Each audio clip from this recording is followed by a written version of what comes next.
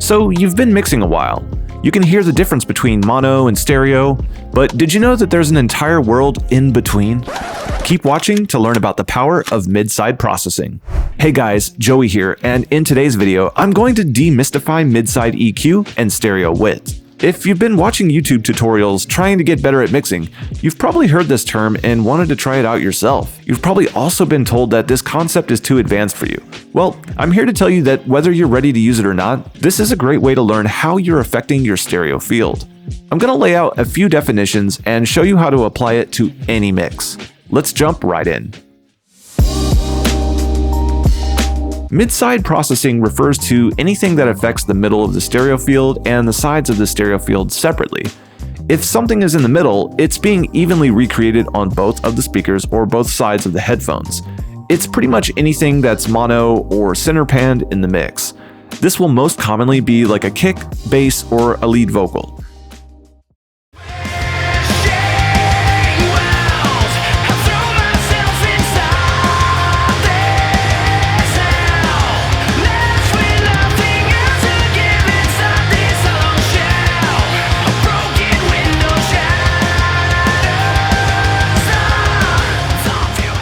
The sides are anything that isn't in the center. Anything that is stereo and hard panned falls under this category.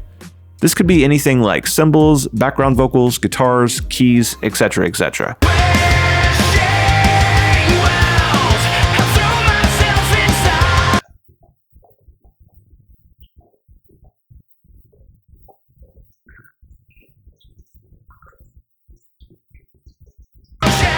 One thing I want to note here is that just because a sound has a stereo track doesn't mean that it's a stereo sound.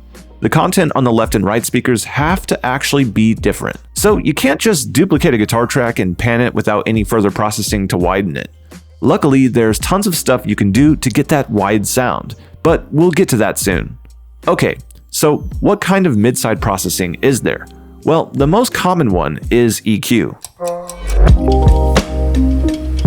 I want you to imagine a really powerful low end in the mix. What does it sound like in your head? To me, it sounds focused and punchy. There's a lot of things that need to happen to achieve this in a mix. One of the most important parts is the frequency spectrum. Subfrequencies sound the cleanest when they work together. One thing that can pull them apart is having different content on the left and right sides.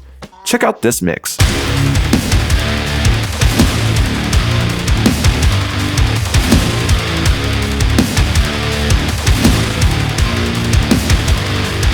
Load an EQ that can treat the middle and sides separately. Now listen to what happens when we filter out the sub from the sides.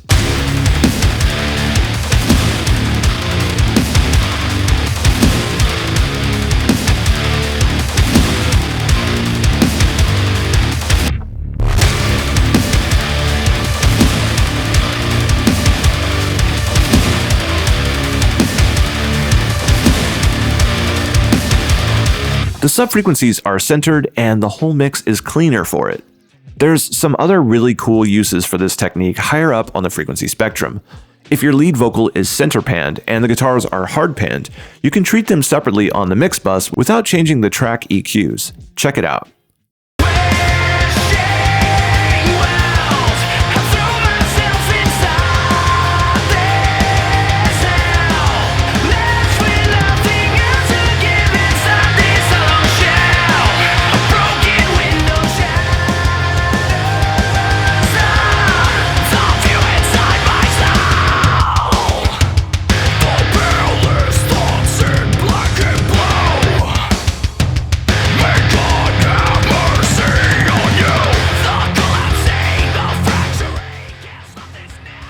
So what kind of problems can this solve?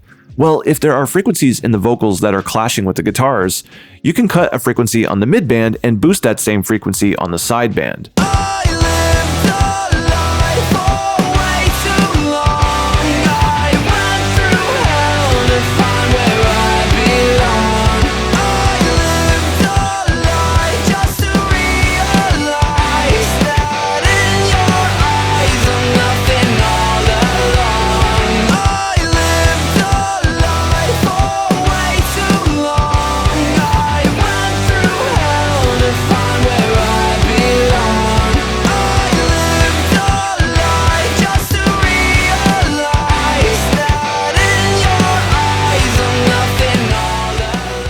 Mastering engineers love this tool, since they don't have control over the individual tracks. That's just a few tiny examples of mid-side EQ, but with some creativity, you can get a ton of extra depth and clarity in your mix. Just make sure you're using a quality plugin to pull this off, or you'll ruin the phase of the whole mix. So what about widening a mono element? You can make simple adjustments with a mid-side EQ that makes any source a little wider. All you have to do is create different EQ nodes for the left and right side. This is super useful on tracks that are already printed. The left and right balance can't be adjusted individually in this case.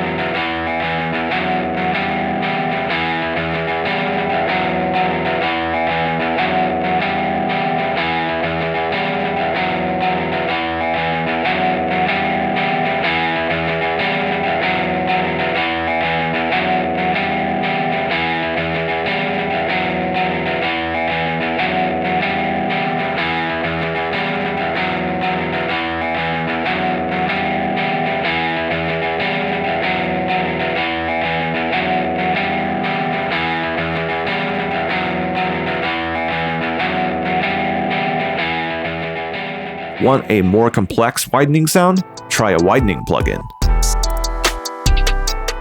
It's no secret that listeners usually enjoy wide, exciting mixes. The best way to do this is with careful EQ and balance decisions on the individual tracks. But sometimes you've processed a track as much as it can take and it's still missing that extra size. This is the best use for a stereo widening plugin. These processors perform complex frequency, timing, and pitch algorithms to add differences between the left and right speaker. So why don't engineers just put this on everything and call it a day?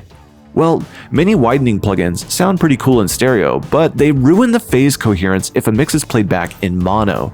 Cancellations in the frequency spectrum are a really messy sound, especially if it's coming from a widener algorithm. The best way to prevent this is to make sure that the widener you use is mono compatible. Once you've got the tool, try it on a guitar or synth bus. Widening can be described as sounding larger than life, and these are two sources that take the processing very well.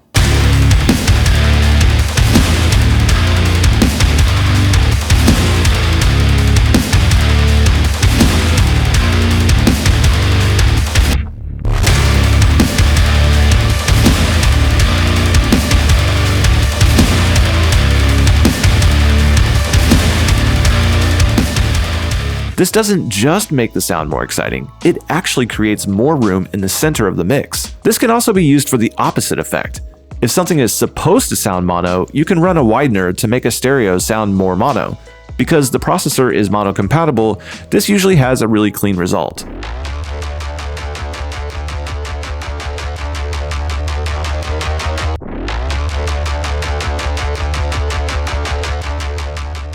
So that's a great starting point for understanding mid-side processing and widening, but if you really want to get advanced, I've got a little trick for you.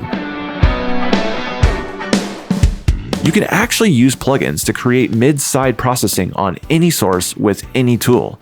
It's definitely a little more involved of a process, but it's super powerful if you set it up right. You'll need a tool that can decode the mid and side channels into left and right channels. Once you've done your processing, it can be re-encoded into a stereo file. This allows you to manipulate the sides and the middle independently with any plugin that has separate left and right controls. Want to take this even further? Pro Tools actually has a surprisingly clean solution to this. Once you've decoded the source, you can use any plugin in multi-mono mode. This allows you to treat the left and right channels individually without having to split the track down to mono. Try this trick with compressors and saturation.